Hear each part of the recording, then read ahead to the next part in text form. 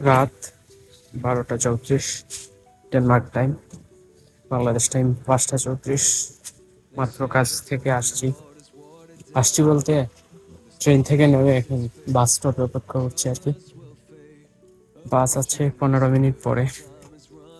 এই ভিডিওটা হচ্ছে আমার জুনিয়র, আমার সমবয়সী বা আমার ইমিডিয়েট বড় যারা আছেন তাদের জন্য।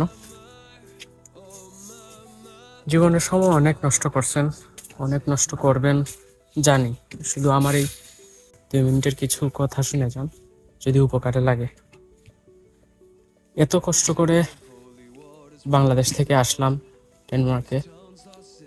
আসার পরেও ধরেন যে এই যে কাজ সেরে মাত্র বাসায় যাচ্ছি, ঘুমাবো, কালকে আবার কাজ আছে, কালকে আবার কাজ করতে যাব। লাইফটা এরকম হয়ে গেছে, মনে হচ্ছে যেন একটা রেসে পড়ে গেছি। কিন্তু বিষয় হইতেছে কি জানেন, যদি একটা স্কিল বিল্ড করতে পারতাম ভালো, যেটা আমাকে ঘরে বসেই আর্নের সুযোগ দিত, ইনকাম করার সুযোগ দিত, এটা বেস্ট ছিল। জীবনের অতি মূল্যবান কিছু সময় নষ্ট করতেছেন সোশ্যাল মিডিয়া বা স্ক্রোলিং এর মাধ্যমে।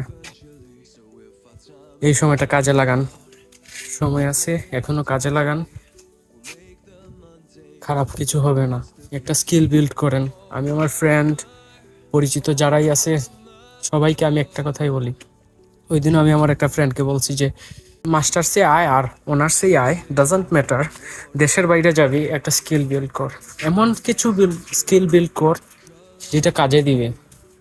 সময়গুলো নষ্ট করেন না, অনেক মূল্যবান সময়, অনেক মূল্যবান। দেশে থাকলে এত কিছু বোঝা যায় না, এত ইম্প্যাক্ট পড়ে না। বাবার হোটেলে খাইতেছেন, মা রান্না করতেছে, কাপড় ধোয়া বা থালা বাসন ধোয়ারও চিন্তা নাই ক্ষেত্র বিশেষে। তো স্কিল বিল্ড করেন, ভালো লাইফ চাইলে স্কিল বিল্ড করেন। আপনি যেই আপনি যেই পাবলিক ট্রান্সপোর্টে চড়ে ধাক্কা খাইতেছেন, যদি আপনার পরবর্তী প্রজন্ম বা আপনার মা বাবাকে এই কষ্টটা থেকে মুক্তি দিতে চান, স্কিল বিল্ড করেন। Thank you.